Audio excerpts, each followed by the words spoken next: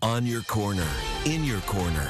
This is WJZ, all local news at 6. Well, here's a live look at First Alert Doppler radar right now as we track wet weather moving across the region this evening. Hello, everyone. WJZ's all local news at 6. Skies may be gray right now, but there's some good news as we're getting closer to the weekend. And First Alert meteorologist Steve Sosna is here now to tell us more about that. Steve? I'm here to say the sun will come out tomorrow. Yeah. But not here for this evening. Yes, we're getting you ready here for some showers this evening if you're headed out and about. There's that live picture. A lot of shades of gray out there on this Thursday evening. We're trying to get ready for the weekend, but a little hiccup in the forecast. Could be some showers. Where here on First Alert Radar in just a second. The humidity drops overnight, and that sets the table here for one of our nicest weekends of summer, and it starts off on a Friday. How about that? Looks really nice Friday, Saturday, and Sunday. First Alert Radar, we were talking about pop-up showers. Well, we have a pop-up shower right now across the Bay Bridge now. Headed out and about. Expect a little bit of delay activity there with all the traffic and also wet road conditions, but for the most part, most of us are dry at this hour. Current temperatures right now, well, with all the humidity, feels a little bit warmer. 84 Glen Arm, 85 Catonsville, 88 in Rosedale right now. Here's your planning forecast down the clock this evening. We'll break down all of our neighborhoods coming up for one of our nicest weekends of summer just minutes away. Denise, over to you. Oh, boy. Thank you, Steve. Well, with the ever-evolving weather patterns throughout the summer season, stay with WJZ and our First Alert weather team. Download the CBS News app. CBS News Baltimore, all in one place. In his own words, Governor Wes Moore's name has been in the national conversation ever since President Joe Biden made the historic announcement that he would not seek re-election. Today, in his first local one-on-one interview since Sunday, Governor Moore sat down with me at his office in the state capitol in Annapolis and told me, is President Joe Biden dropping out of the race? Where were you when you learned of this? Did you have any advance notice? I got a phone call saying that the president has just announced that he's stepping down. It hit me pretty hard because I just have a deep level of respect for who Joe Biden the man is. He really is a man of integrity, and he's a man of honor. And I know he's been a great partner to the state of Maryland.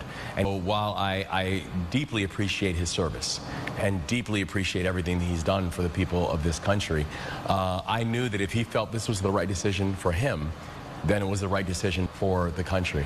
How quickly did you learn that you were among those people, at least being considered as a vice presidential running mate? We heard pretty quickly, and I really appreciate it because it means that people are paying attention to what's happening in Maryland. I think she is the right candidate. I think she offers the right vision, and I will support her in any way that I can. I also know that I love my job. I love being the governor of Maryland. I love where Maryland is right now and where it's going, and I'm very happy to be Maryland's governor right now. When you said you... on that day, I did have a chance to have a very lengthy conversation with both the vice president and the president of the United States, so I spoke to both of them on Sunday. You are one of the most popular governors in the United States. According to this poll, you are number 3. Does that surprise you as well with a 65% approval rating? I'm humbled that the people of the state are excited about where we're going and are excited about the leadership that the Moore Miller administration is bringing. And, you know, when you look at what's happening in the state of Maryland, where when I was inaugurated, we were 43rd in unemployment in the entire country. We're now going on 12 straight months of amongst the lowest unemployment rates in the entire country. Our unemployment rates in the entire country, our unemployment rate right now is 2.8%. You know, that when we first came on board, that we saw 8 straight years where the homicide rate in the state of Maryland had nearly doubled. In Baltimore City, we went 8 straight years of 300+ homicides. Now, the state of Maryland is having one of the fastest drops in violent crime and homicide rates that you have anywhere in the country. The last time the homicide rate was this low in Baltimore City, I wasn't born yet. And even when tragedy hit our state, that when people told me that first morning, they said, you know, it could take up to a year for the Port of Baltimore to be reopened and for the Federal Channel to be reopened. I said, absolutely it's not. And we led an effort that, you know, had 24/7 operations that were taking place. And what people told us would take 11 months, it took 11 weeks. So I'm excited that the people of our state are seeing the momentum that we're continuing to see in Maryland. Have you absolutely closed the door to the possibility that should Kamala Harris become the next president of the United States, if she were to call upon you to serve somewhere in her cabinet, Would you accept? Would you consider? I want to support her and her leadership in any way that I can. I just have been very, very clear to them. I think we're pretty useful here in Maryland. I think, and the people seem to think, believe we're doing a good job here in Maryland. And I love this work. I love our state. I love our people. And when I say this is going to be Maryland's decade, I mean that. And we have real receipts to show that this is going to be Maryland's decade. And I'm excited to be Maryland's leader as we're continuing to push forward and accomplish all the things I know we can. Now, in that poll about popular governors, 13% of the people said they were unsure about Wes Moore, and 22% said they didn't quite like him as much. The question now is, how can he win over the rest of those folks? He said the best way to do that is to continue doing what he's doing. Back to you, Denise. Great interview. Thank you, Vic. Well, turning now to a story WJZ has stayed on top for you. Rebuilding the Francis Scott Key Bridge. While the project remains a top priority, as you just heard, for our state leaders, so is ensuring that other Maryland bridges have a strong defense, namely the Chesapeake Bay Bridge. Dennis Valera, live on your corner right by the bridge in Anne Arundel County, breaking down what has been discussed about this so far. Dennis.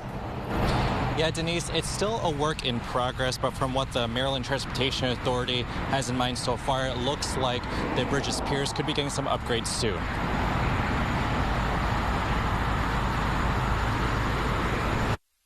For some drivers, the Chesapeake Bay Bridge has always been a little nerve-wracking. It's kind of scary. It's really high. But since the Key Bridge collapse, that nervousness has skyrocketed. I really just wanted to pull over and, just stay where I was and get someone else to do it for me. The MDTA is looking to quell those fears. This is a very new project. Looking into reinforcing the Bay Bridge's piers. In its meeting this month, the MDTA's Chesapeake Bay Bridge Reconstruction Advisory Group noted pier protection system as a capital project. It's still up in the air what it could be, but it likely will be some kind of physical add-on. We're looking to do our best to expedite a procurement and construction for this project. So this is what I'm going to have to say, stay tuned, but it will be moving quickly. But the group also says they're looking at other ways to improve pier protections on the bridge. It's about the procedures and the processes and so on and so forth. So all of that is being worked in as well. The group plans to have more concrete plans by its next meeting in October. No matter what is ultimately decided on, it will take years to build and implement. Drivers we spoke to welcome more protections, but that worry may never fully go away. Apparently the Baltimore bridge that collapsed was safe as well until a boat hit it, and all of a sudden the whole thing goes down. It's like you never really know. Now, just like the Key Bridge, the Bay Bridge is considered a fracture critical, meaning that if one major support fails, the whole structure could fall. Now, just over this past 4th of July holiday weekend, MDTA says over 536,000 vehicles went over the bridge. Reporting live on your corner in Anne Arundel County, I'm Dennis Valera for WJZ. Dennis, thank you. Today, we also received an update on the Key Bridge replacement, including when the state will get a check from its insurance company to cover the collapse of the old bridge. WJZ investigator Mike Kellgren has more on that and the concerns about trucks carrying dangerous loads through the Fort McHenry and Harbor tunnels. Since the Key Bridge collapse, trucks carrying hazardous chemicals have had to detour around the tunnels, a more than 30-mile trip that adds time and costs extra fuel. I've already had drivers coming in this area, and they've yelled over to me, "Hey, driver," and I mean tanker trucks that are hauling gasoline even. And they've said to me, "Hey, driver, what do we got to do now that the bridge is out?" And I told them, "You got to go around." Clark Schofield is a veteran trucker. We asked him about reports some drivers have been removing their hazardous chemical placards to avoid enforcement. It wouldn't be a good idea to do that. If somebody's doing that, that's very risky. Transportation Authority police told their oversight board today they've stepped up patrols and spot checks on drivers. Contacts with commercial motor vehicles have drastically increased on 95 and especially 895. They're also using technology to educate truckers. The impact of a rollover or fire would be a disaster for one of the major travel arteries on the East Coast. If someone puts in a route that's coming through one of our tunnels, we simply ask that a message pop up advising of various restrictions. Hopefully that will trigger them to find out what those restrictions are before they come onto our roadway. Maryland Transportation Authority has inspectors trained on what to look for, but they have to do mobile spot inspections, and that's a tough job because there are so many trucks that travel through these tunnels every single day. We know that many of those out-of-state drivers who are traveling the 95 or 895 corridors may not be aware of all of the restrictions in the same way that local operators are. The Transportation Authority was also briefed on the Key Bridge replacement, saying it's still on track to reopen in late 2028. The federal government has sped up the process, saying any new bridge would have the same footprint and does not need a comprehensive environmental study. The supports for the old bridge will be removed in the fall, and an insurance payout for the old bridge, estimated at $350 million, is expected to be paid out next month. We're doing everything we can in keeping the commitments that the Secretary and the Governor have made in terms of progress on the Key Bridge and the development. That insurance money is far less than the $1.7 billion cost of the new bridge. It will go directly to the federal government. In your corner at the Fort McHenry Tunnel, Mike Helgren, WJZ. Mike, thank you. The Baltimore Ravens are making sure local school bands across Baltimore have more equipment heading into the school year. So the team's band, the Marching Ravens, are making a major donation. The band is donating its collection of used instruments to schools and community ensembles ahead of the football season. The donation will mark the first of its kind for the group. Instruments such as trumpets, trombones, and a variety of drones are up for grabs. If you or your group is interested, head to the website on your screen at BaltimoreRavens.com, and from there you go to the Marching Ravens donations page. Applications are open until August the 21st. That is a great thing for them to do. Absolutely fantastic. Take advantage. Still to come on WJZ. Over my shoulder, you can see pleasant weather starting to build into parts of the area. We'll time that out for you, plus one of our nicest weekends of summer. We're going to get into that in your neighborhood forecast coming up. On your corner, in your corner, this is WJZ. And your neighborhood forecast not looking too shabby as we go into later tonight and into the day tomorrow. A few leftover showers behind me, and we're going to get into the details of where we're getting some downpours and where you're just fine here right now. So a live sweep of first alert radar, and this has been changing minute by minute this evening. We've had some pop-up showers now right near the Bay Bridge, so on the eastern side of that. So if you're headed toward the eastern shore, some really big downpours. I know it doesn't look like much on radar, but there is so much tropical humidity in the atmosphere. When you get one of these showers, it really does pour on you. So from Stevensville east along US 301 over to Queenstown, just south of you, that's where the heavier downpours are. But this can really slow traffic down. For personal experience, I know that. So make sure that you give yourself some pretty extra time here this evening. As we take a look at in and around the Baltimore Metro, we are dry right now. Still have to allow a pop-up shower through about 9 o'clock this evening. So far, most of that activity is west along Interstate 70. This blue line is the dividing line between comfortable air that's building in from the north and west and that tropical soupy humidity. But we are going to sweep that out to sea later tonight and into the day tomorrow. And when you wake up tomorrow, you're going to notice it just has a different feel outside, a very inviting feel, and throughout the day that humidity will continue to drop off. Fabulous weather for the entire length of your Friday. We're going to stretch that right into one of summer's nicest weekends. We've really had some intense heat around here for most of June and July, so we're going to finish out the month in style. Now, as we move into next week, it looks like heat, humidity, and storms will be back. We need the rain, but of course the humidity will not be so welcome. As we take a look at the evening forecast, you can see feeling like the mid-80s, very soupy in the air. Our hour-by-hour forecast shows you some of those showers right around 8 o'clock tonight and then drying out later on tonight. So in your neighborhood, 65 in Aberdeen, and your forecast tomorrow for Bel Air looking pretty nice here. 71 degrees at 9 o'clock in the morning, 78 at lunchtime.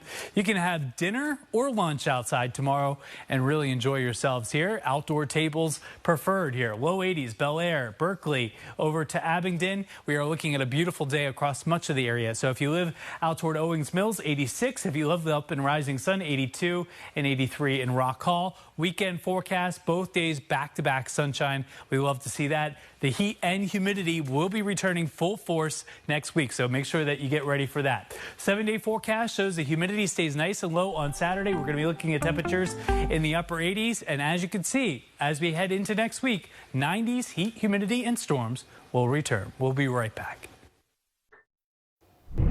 New CDC study just released today shows in 2022, the infant mortality rate rose for the first time in 20 years. Local health experts tell WJZ any increase is cause for concern. To put that in perspective, that means almost 6 infant deaths per 1,000 babies. Experts say infant health is tied, of course, to maternal health. The U.S. has long struggled with high mortality rates among. We really need to look at our healthcare system and how we are valuing and supporting both women when they're before they're pregnant, while pregnant, and after they deliver babies, and we're actually supporting families when they have babies so that we can make sure that they get the services they need. Here in Baltimore, doctors saw a spike in post-birth sudden infant death syndrome due to RSV and COVID. Make sure every earlier had a place to stay. Today, the state has just received $2 million to support homeless youth across Maryland. The Department of Housing and Urban Development partner with Prince George's County and Baltimore City to create a number of proposed solutions. Some of those efforts include establishing a multi-state partner plan focusing on homeless prevention, coordinating access, establishing a youth action board that allows young people affected to weigh in on decisions. And on your corner in Howard County, a new housing development is to become this year that will serve adults with disabilities. This is also new at 6. The Patuxent Commons will be a 76-unit affordable apartment in Columbia on Freetown Road. A community meeting space will also be established in the area. The $44 million project is part of a partnership between Mission First Housing Group, the county's Housing Commission, and the Autism Society of Maryland. Developers hope to start building in September with an open date in 2026. And we'll be right back. Well, as you've no doubt heard by now, it's a bittersweet day for everybody here at WJZ. This is the day we say goodbye to Vic. Before we wish him well, however, here are some other people who wanted to send him a message. Well, Vic, it's the end of an era, and you have made this era memorable. You've been there for every major thing that's happened in our city and in our world, and we've understood it through the lens of your eyes, the lens of your life, and the lens of your commentary. You've been doing great things here in Baltimore, great things all over the world, and I just wanted to add my voice as your neighbor, as your friend, and as somebody who has respected you from afar for all the wonderful things you've done. Keep it up now in this next chapter, and let this next chapter bring you all the joy and excitement you've been looking for. God bless you, Vic, and we're going to miss you on Channel 13. As much of news without Vic Carter, and we know that for us, those of us, especially black residents in Baltimore, having Vic come on after we lost Al Sanders meant the world to us, and to see him step into that role, step into those huge shoes and do great things in our community, always showing up, always being present, always delivering the news in a way that had the dignity, the respect, the heart for the community. I cannot thank him enough for that, for his friendship over the years. And I just say, Vic, you'll always be a Baltimorean to us, and we wish you very well as you move on. But just remember, obey on everything, wherever life takes you. Hi, I'm Congressman Kwesi Mfume, and I am pleased to have the opportunity to say a few words and to celebrate Vic Carter as he bids farewell to WJZ TV. For almost 30 years, Vic has served as a staple at JZ. His contributions to journalism in Baltimore are immeasurable, and his reporting style has always been a flawless blend of professionalism and honesty in pursuit of uncovering and uplifting the truth to Baltimoreans everywhere. Every interaction with Vic, both on and off the air, has been nothing short of classy, fair, and insightful. And so, Vic, I sincerely wish you the very best as you turn the page on this next chapter of your life. Farewell and best wishes, my friend. Hey, Vic, it's Governor Wes Moore and your fraternity brother. And I just want to say how proud we are of you and how thankful we are for you. You haven't just entered into our living rooms, you've entered into our hearts. You're someone who Baltimore loves and Baltimore has embraced because you loved and embraced us first. You're someone who the state is better off because you continually told us the truth and reminded us of the good news too. You are special, my friend. And today and tomorrow and forever, we will not just honor you, but also we will celebrate under the shade that you have provided to each of us. Godspeed, my brother, and good luck. Wow. Well, I couldn't say enough about the people that you saw there. We've had a chance from our vantage point to cover each one of those people, from Reverend Thomas to the governor to Kwesi Mfume, and we know that these are truly dedicated servants who have the best of Baltimore and the best of Maryland at heart. So it's been an honor to be able to be a part of their lives. Well, and they use the very same word to describe you, as we all just heard. As I said, it's bittersweet. It's hard because I know you jokingly said you don't want want to use the R word, and so we're not going to use the R word. But your R word applies to leaving here, and that for us is very difficult because we are happy for you. We know you are excited about the things you're about to do. You have all kinds of interesting things ahead of you, but it's going to be hard because I have walked in that back funny door with you for 28, 9 years. We watched our families grow up together. We've shared many extraordinary news events, and we also shared a lot of stuff that happened within the newsroom as well. Absolutely. So. Absolutely. And we processed a lot of sometimes very bad news, you know, 9/11 and that type of thing. We've had to process that not just for our viewers, but for us as well. And so we carry a lot of that with us when we're covering it. So if we're feeling it, we know you're feeling it as well at home. So, yeah. Well, we talked about it in the newsroom earlier today, the things that you got to do, the stories you got to cover. Some of us will never get that opportunity. I mean, the list goes on and on, the big events that you were front and center for, and it's been fun. And we wish you the best in this next chapter because you deserve it. Well, you're so very kind. Thank you so much. And the guys on the 11 o'clock show, we have had a great time. Yeah. We brought the numbers up. We are the highest rated 11 o'clock newscast. And so it's been a pleasure to be a part of that process. And again, to all of you viewers, we thank you so much. I thank you so much for allowing me to come into your homes and to be a part of your lives. All right. I guess this is goodbye. So thank you for watching us on the News at 6. I'm Denise Koch. And I'm Vic Carter. Good night.